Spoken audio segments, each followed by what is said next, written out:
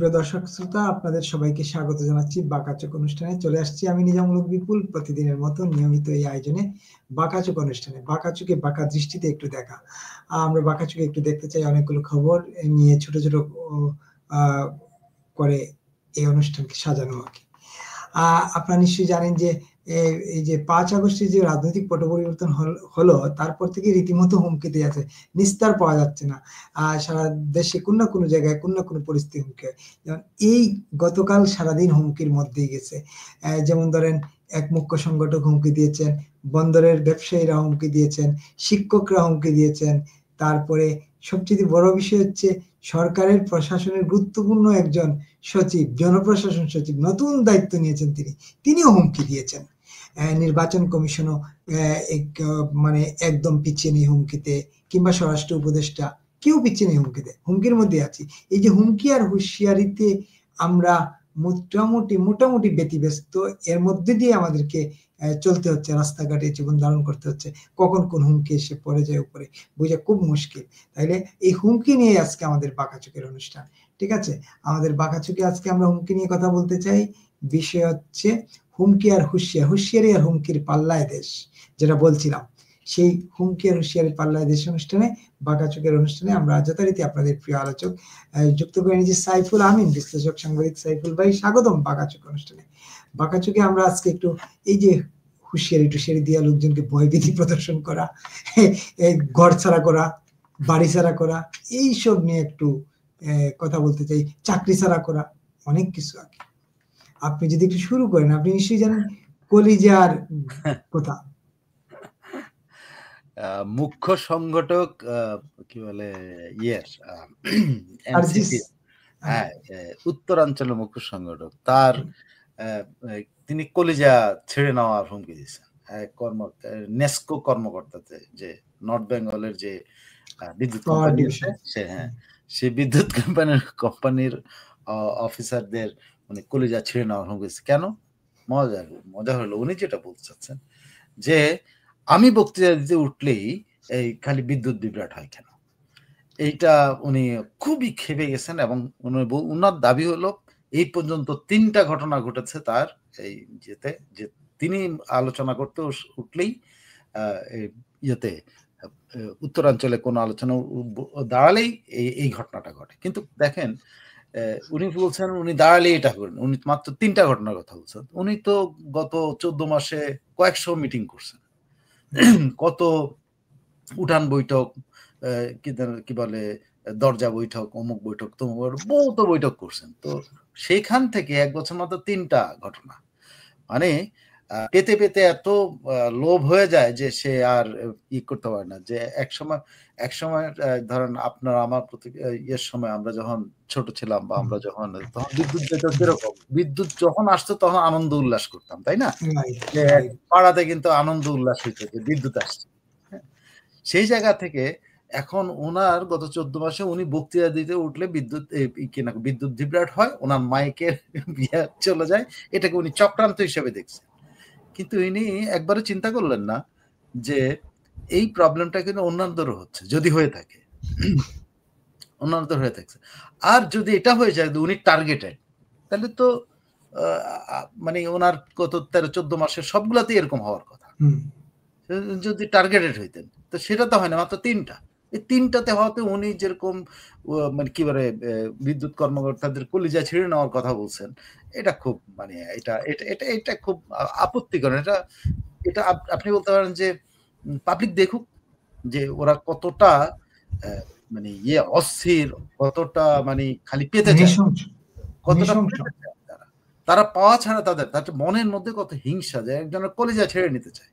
যদিও আপনি জানেন যে সার্জিস এই পরবর্তীতে আবার একটা ফেসবুক স্ট্যাটাস দিয়ে এটার জন্য ক্ষমা চাইছে, যে চেয়ে বলছে যে না, আসলে উনি প্রতীকী অর্থে কথাটা বলেছেন, উনি ইন্টেনশনালি উনি কাউকে হুমকি দেন না। মানে এখানে মামলার ভয় আছে, তো আজ হোক কাল হোক এই কোটেশন দিয়ে কিন্তু তার বিরুদ্ধে মামলা হইতে পারে যে উনি হত্যার হুমকি দিচ্ছেন। কলিজা ছেড়া তো হত্যার হুমকি, যে আপনি কলিজা ছিঁড়তে হলে তো বুক ফাটতে হবে, বুক ফেরা কলিজা ছিঁড়তে হবে, কলিজা ছিঁড়তে একটা মানুষ মারাইছে, তো এটা হত্যার হুমকি। এই হত্যার হুমকি আমার ধারণা কোনো একজন তারা বুঝে দিচ্ছে যে ভাই তুমি কিন্তু হত্যার হুমকির দায়ে কিন্তু তোমার মামলা হইতে পারে, তুমি সাবধান। তখন স্ট্যাটাস, তো হুমকি তো শুধুমাত্র আপনি যদি সার্জিসের এটা দেখেন, সার্জিসের পরে হাসনাত আব্দুল্লাহ হুমকি দিচ্ছে।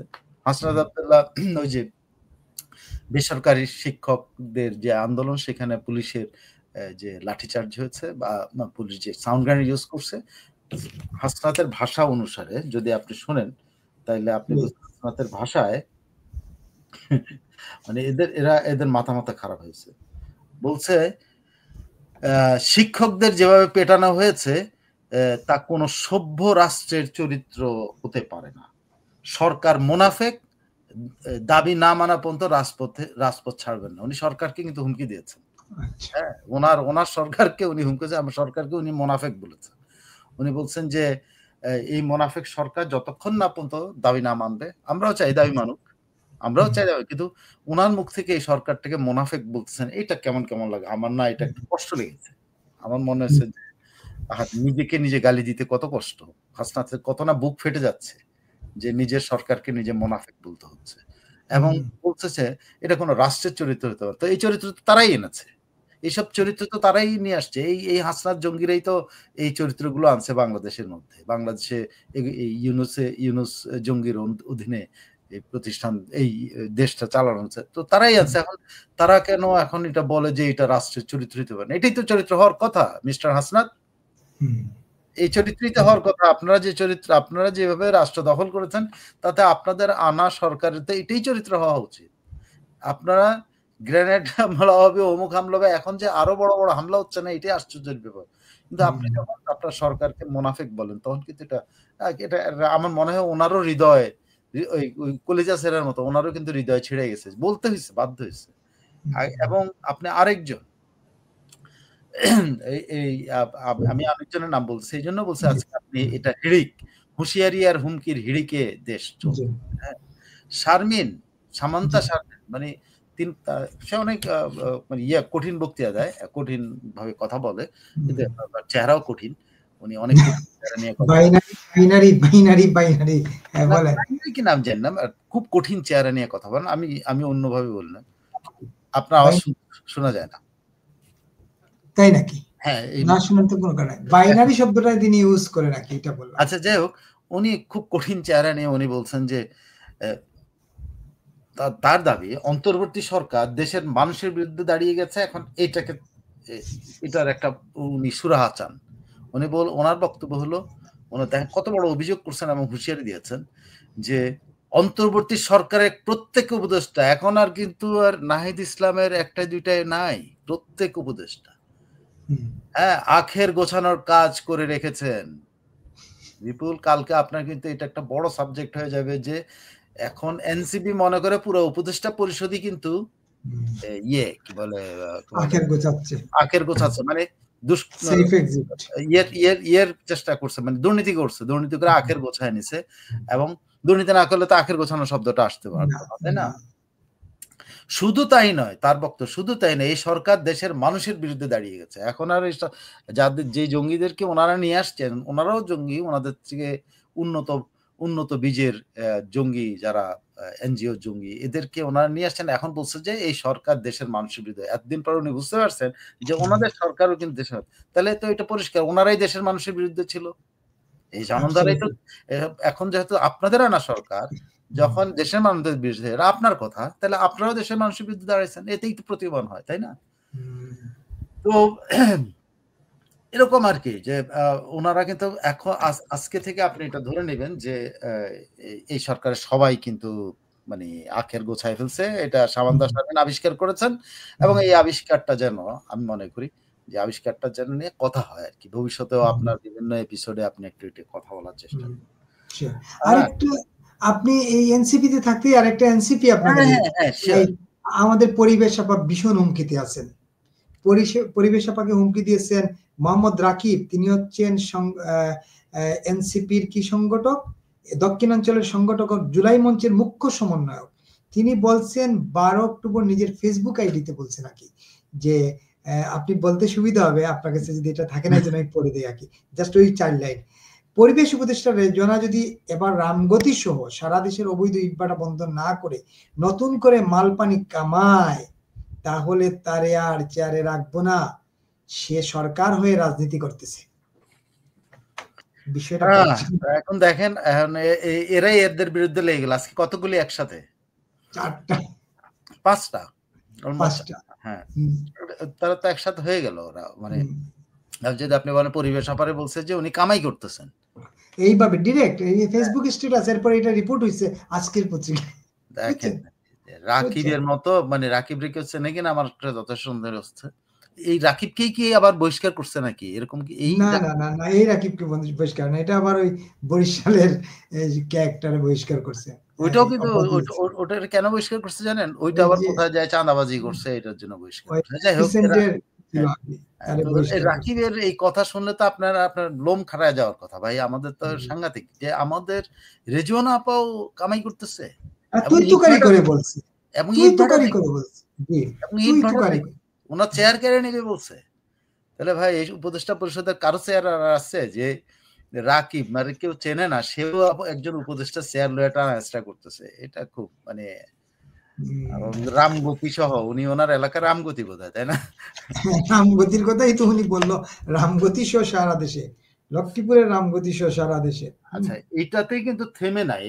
হুমকি হুঁশিয়ারি কিন্তু আপনার বলছি যে চট্টগ্রাম বন্দর আরো আরো হুমকি আছে। চট্টগ্রাম বন্দরের ব্যাপারে বলছে ব্যবসায়ীরা, ওখানকার ব্যবসায়ীরা সমন্বয় সভা করছে। সমন্বয় সভা করছে সরকারের লোকদেরকে উদ্দেশ্যে বা সরকারের উদ্দেশ্যে, বলছে যে চট্টগ্রাম বন্দর নিয়ে যদি কেউ খেলাধুলা শুরু করে তাতে তারা শায়েস্তা করবে এবং খেলতে দেওয়া হবে না।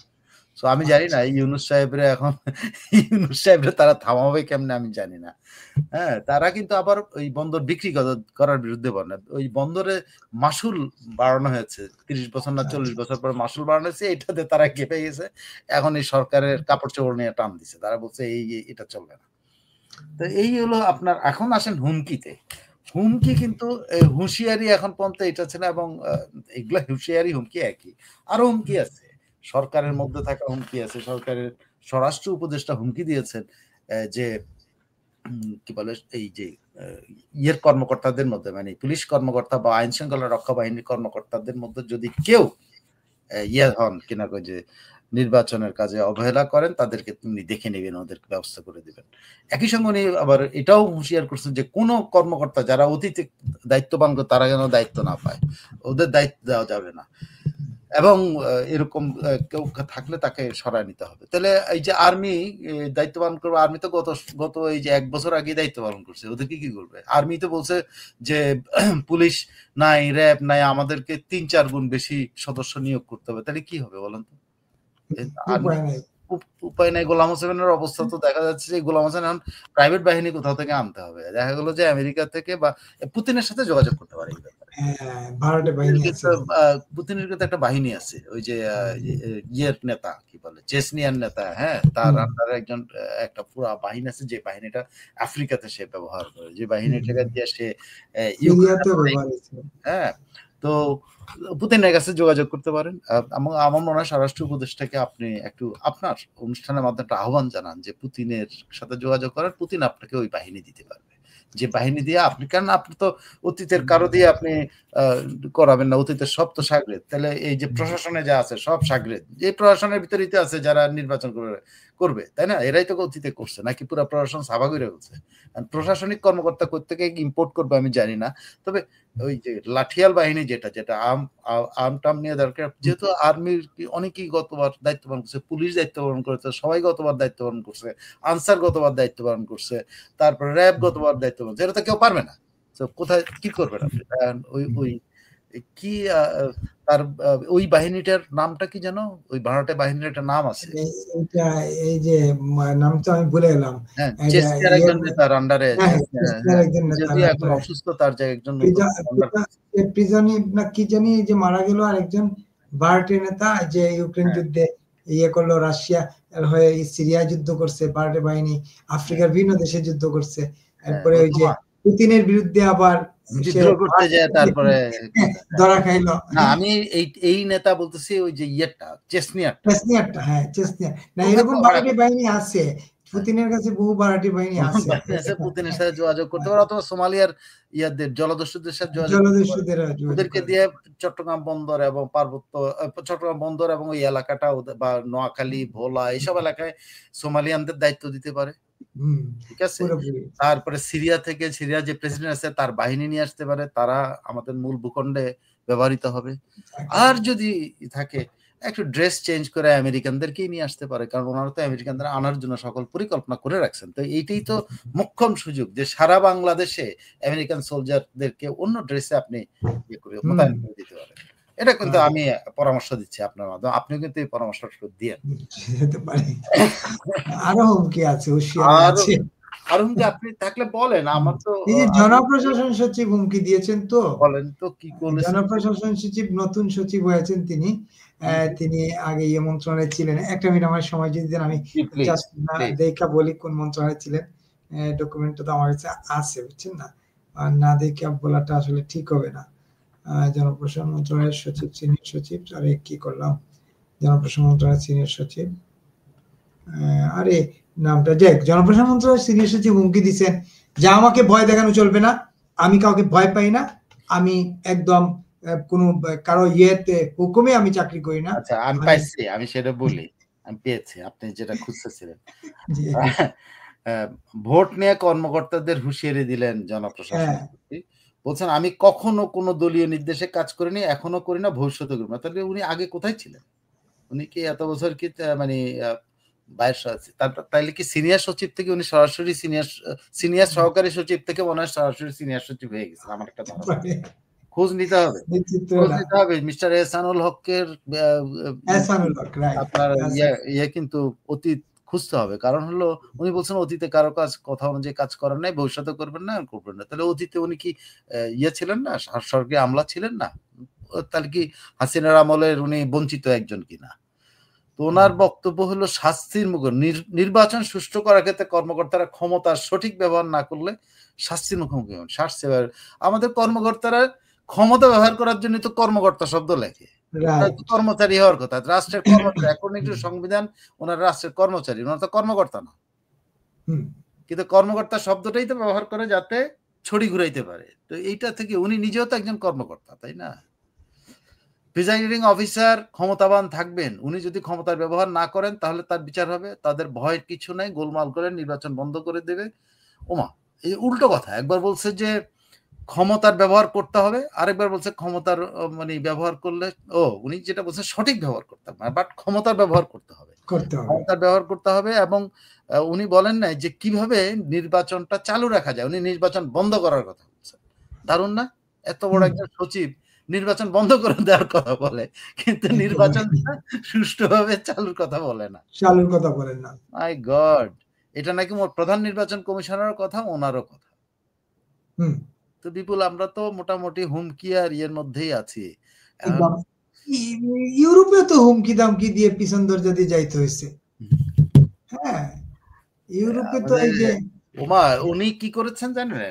উনার তো সাংঘাতিক ব্যাপার। উনি গিয়েই 2 ঘন্টার মধ্যেই কিন্তু মিটিং করে ফেলছেন। আচ্ছা আচ্ছা।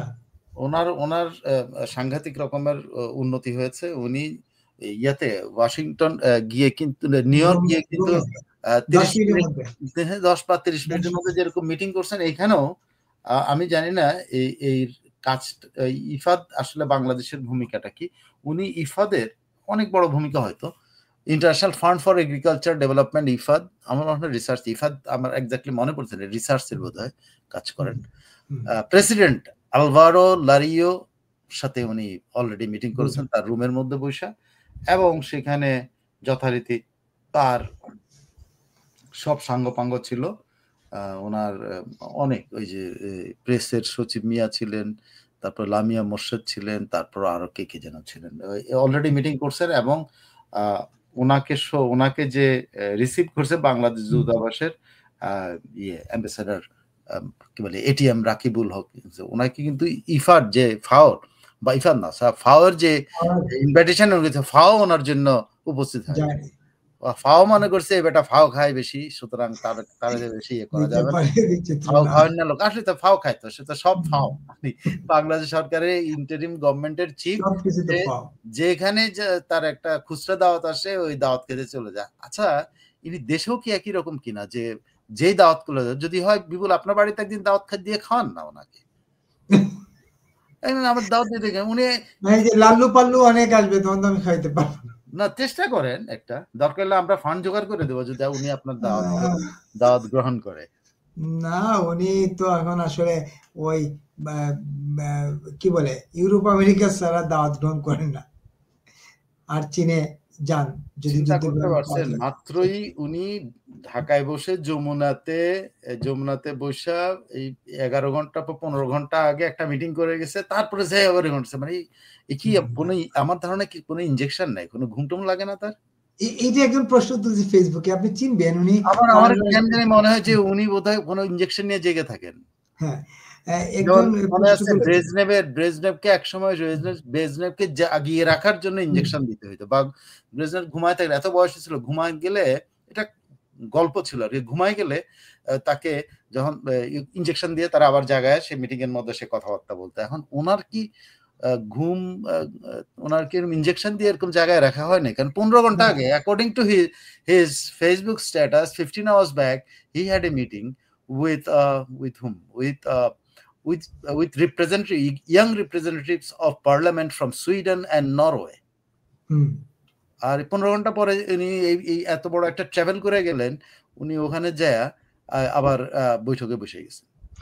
এই হাসান মাহমুদ টিপু নামে একজন প্রফেসর আছেন, কানাডায় থাকেন, তিনি একটা স্ট্যাটাস, লম্বা স্ট্যাটাস, আমি ছোট করে দুইটা লাইন যদি আপনি অনুমতি দেন বলতে পারি।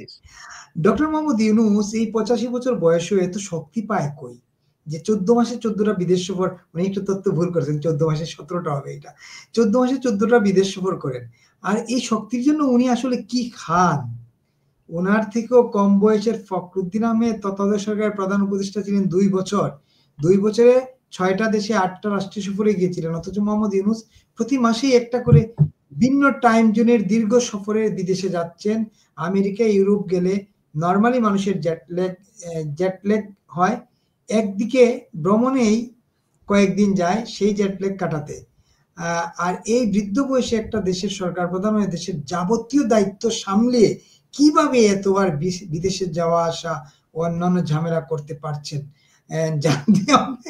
একটা শব্দ কিন্তু উনি জুড়ছেন, বিদেশে যাওয়া আসা অন্যান্য ঝামেলা করতে পারছেন, জানতে চায় মন। আরো অনেক লম্বা লিখছেন, আমি পুরোটা পড়ি না, সময় 3 মিনিট লাগবে, 2 মিনিট লাগবে, কিন্তু শেষের দিকে উনি বলছেন তার 14টা সফরে নিজের সোশ্যাল বিজনেস ও 3.0 প্রচার করেছেন, কিন্তু সেসব থিওরি দেশে অ্যাপ্লিকেশন করতে পারেন না। দেশে থাকলে তিনি গ্রামীণের বিভিন্ন সিস্টার কনসার্নকে সুবিধা দিবেন এবং নিজের জন্য ট্যাক্স ও জরিমানা মওকুফ করবেন। আর গ্রামীণে যারা তার পার্মানেন্ট কলিগ বা সহকারী ছিলেন, যেমন নূরজাহান বেগম, লামিয়া মুর্শেদ, আশিক চৌধুরী, তাদেরকে বাংলাদেশ সরকারে ঢুকে গ্রামীণের পরিবর্তে বেতন ভাতা জনগণের ট্যাক্সের টাকায় দেওয়া হচ্ছে আগে। তো এই যে মনে করেন এনার্জি পান কোথায়, আপনি বলছিলেন এনার্জি পাবে না কেন? আপনি শেখ হাসিনার অ্যাকাউন্টে 2 কোটি টাকা পাওয়া গেছে, বা তার আত্মীয় স্বজন মিলায় সবার অ্যাকাউন্টে 2 কোটি না 3 কোটি টাকা পাওয়া গেছে, এটার জন্য শেখ হাসিনার দুর্নীতির দায়ে অভিযুক্ত করতে পারছেন, কিন্তু তিনি কিছু 600 কোটি টাকার, উনি কিন্তু 666 কোটি টাকার ইয়েই মাপ করাই নিছে। উনি এনার্জি পাবে না তো কে পাবে? শেখ হাসিনার মাত্র 4 কোটি 3 কোটি টাকার জন্য সারা পরিবার পরিজন মিলায় তার বিরুদ্ধে দুর্নীতি দমন কিছু, আর উনি 660 কোটি শুধু মাপই করায় নিছেন। তাহলে ভাই আপনার ওনার উত্তেজনা, আমার উত্তেজনা বা আপনার উত্তেজনা কি এক হবে না? হবে না। উনি তো উত্তেজিত, এবং ওনার ড্রাগ নিতে হয় না, টাকাই ওনার ড্রাগ।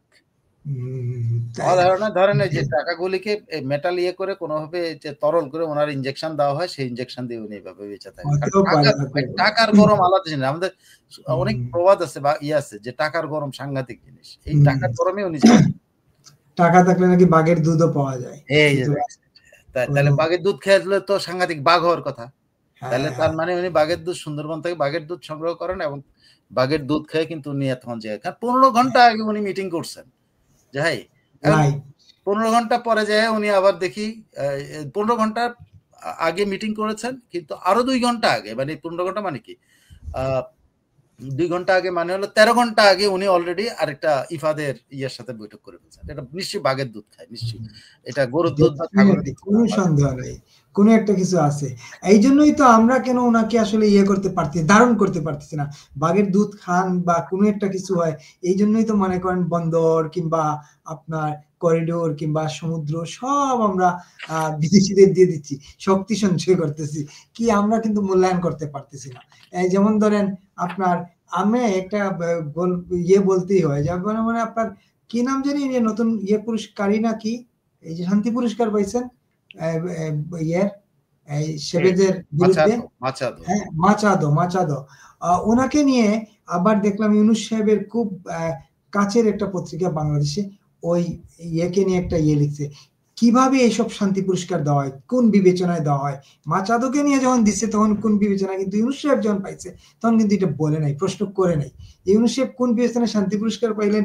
অর্থনীতিতে পড়ালেখা কইরা, গ্রামীণ ব্যবসা কইরা। জিনিসটা লিখেছে এইটা তো আমাকে দেখি বলতে প্রথম আলো একটা প্রথম আলো তো প্রথম দিন যেটা করছে সেটা হলো বিলাসী জীবন ছেড়ে কিভাবে মাচাদো আজকে শান্তিতে বিজয়ী। আজকে আবার দেখলাম যে প্রথম আলোই তার বিরুদ্ধে লিখছে যে সেটাই বলছিলাম আর কি, ভিন্ন জীবন। অন্য একজন লেখকেরটা অনুবাদ করে দিছে। যেটাই হোক, কিন্তু অনুবাদ করলে আপনি তো ডাবল স্ট্যান্ডার্ড। যে ডাবল স্ট্যান্ডার্ড, সে এই ভদ্রমহিলার লেখা, ভদ্রমহিলা খুব সুন্দর লেখক, লেখক সেটা লিখছে যে এই সেই লোক যে শান্তি পাইছে, শান্তি পুরস্কার পাইছে, সে নেতানিয়াহুকে আহ্বান জানিয়েছিল ভেনেজুয়েলার মানুষের উপরে বম্বিং করে হইলো ক্ষমতা পরিবর্তন করার জন্য। মানে ভেনেজুয়েলার উপর বম্বিং করার জন্য নেতানিয়াহু, ইসরায়েলের প্রাইম মিনিস্টার নেতানিয়াহুকে আহ্বান জানিয়েছিল। চিন্তা করে একেবারে আমরা এই হুমকি দামকি থেকে বের হয়ে আমরা নিশ্চয়ই নতুন কিছুর আশায় আগামী দিন শুরু করব। আগামী দিনে আমরা যদি আর কোনো হুমকি আপাতত না থাকে তাহলে আমরা এই হুমকি থেকে, হুঁশিয়ারি থেকে, কারণ প্রতিদিন সকালে হুমকি দামকির মধ্যেই বেরোতে হয় রাস্তাঘাটে, তারপর হুমকি দামকির মধ্যেই জীবন নিয়ে দেশে বাসায় ফিরতে হয়, বাড়িতে ফিরতে হয় মানুষের। বলেন কি বলতে চাইছেন? ওটা বলি যে যেটা আমি তখন বলতে পারি না, সেটা হলো আমি যেটা আমি মনে করি আমাদের স্বরাষ্ট্র উপদেষ্টাকে একটু পরামর্শ দিতে পারেন। তিনি কার বাহিনী এটা জানেন? এটার নাম ওয়াগনার, পিএমসি ওয়াগনার গ্রুপ। এটা রাশিয়ার বিখ্যাত এই যে ভাড়াটে বাহিনী। এটা ইয়েভগেনি প্রিগোজিন বা প্রিগোজিন এটা ছিল, এবং প্রিগোজিন বলে সবাই আর কি। এটার কথাই বলছি, ওয়াগনারের কথা আপনাকে। এখন কিন্তু তার ভাই অথবা ছেলে যে পাবেল প্রিগোজিন করে। আপনি এই অ্যাড্রেসটা একটু কি বলে আপনি স্বরাষ্ট্র মন্ত্রণালয়ে পাঠিয়ে দিন, যে রাশিয়ান আর্ম ফোর্সের সাথে যোগাযোগ করলে, যেহেতু তারা আর্ম ফোর্সের ব্যবহার করেছে, রাশিয়ান আর্ম ফোর্সেস কিন্তু তাদেরকে এই বাহিনী জোগাড় করে দিতে পারে। হ্যাঁ, না, যেহেতু প্রেস সচিব বলছেন পৃথিবীর কোন শক্তি নির্বাচন আটকাতে পারবে না, তাইলে শক্তি মোকাবেলা করতে গেলে একটা বারাটিয়া বাহিনী খুব জরুরি দরকার। হ্যাঁ, এটাই এখন খুব জরুরি দরকার। আপনি ওইটা কি করতেন? এইটাই একদম। আমরা যদি আর কোন হুমকি দামকি না পাই তাহলে শান্তিতে একটু বিদায় নিতে চাই। আগামী কাল নিশ্চয়ই এই হুমকি দামকির বাইরে কোনো কিছু নিয়ে চেষ্টা করব থাকার। হুমকি হুঁশিয়ারি, কারণ হুমকি হুঁশিয়ারিতে থাকতে তো টেনশন থাকে মাথার মধ্যে। আরেকটা আছে যেটা যে ইউক্রেনে ব্যবহার হয়েছে, সেটা হলো আখমত। যেটা এই যে আমাদের কাছে যদি আপনি কনসালটেন্সিটা পান তাহলে কিছু ডলার কামানোর ব্যবস্থা পায়, আমি কিন্তু এটা ব্যবস্থা করে দিতে হয়। আপনি স্বরাষ্ট্র উপদেষ্টার সাথে একটু যোগাযোগ করেন, যাতে আপনি মিলে কিছু ডলার মাঝখানে ওই যে কমিশনগিরি করে আমরা আখমত গ্রুপের সাথে বা এই যে ওয়াগনার গ্রুপের সাথে যোগাযোগ করে আমরা এই ফোর্সেস দিয়ে দিতে পারবো, কোনো সমস্যা নাই। আর যদি ওনারা এর চাইতে বেটার মনে করেন যে না রাশিয়ান না আমরা আমেরিকান ফোর্স দেওয়া, তাতে আমেরিকানও ফোর্সও আছে, কিন্তু আমেরিকাও এরকম কিন্তু প্রাইভেট ফোর্স আছে, এটা আমরা যোগাযোগ করে ওনারা দিতে পারবো, যাতে করে সারা দেশে, মানে শুধু বন্দর দিবেন কেন, সারা দেশেই আমেরিকানদের দিয়ে দিতে পারেন, আমরা একটা ব্যবস্থা করে দিতে পারবো। তো আপনি এটা কনসালটেন্সিটা নিতে পারেন, আমরা দেশদ্রোহী হিসাবে দেশের উদ্ধার করতে পারি কিনা দেখি, দেখা যাক। শেষ পর্যন্ত সবাইকে ধন্যবাদ জানিয়ে এই অনুষ্ঠান শেষ করছি। যারা এই অনুষ্ঠান দেখছেন দেখবেন, সবার প্রতি অনুরোধ, বিপুল টক ফেসবুক পেজটি ফলো দিয়ে এবং ইউটিউব চ্যানেলটি সাবস্ক্রাইব করে আমাদের সঙ্গে থাকবেন। বাঁকাচোখে অনুষ্ঠানটি প্রতিদিন সকালবেলা আপনারা দেখতে পাচ্ছেন নিয়মিত। আমরা প্রতিদিন এই অনুষ্ঠান করছি, সমসাময়িক নানা বিষয়ে ঘটনা থেকে বাছাই করে কিছু বিষয় নিয়ে, সেটা দেখলেন আজকে আমরা হুঁশিয়ারি আর হুমকির পাল্লায় দেশ, এই শিরোনামে অনুষ্ঠানটি করলাম। এবং আমাদের আরেকটি অনুষ্ঠান দুনিয়া জুড়ে সকালবেলায় প্রচারিত হয়।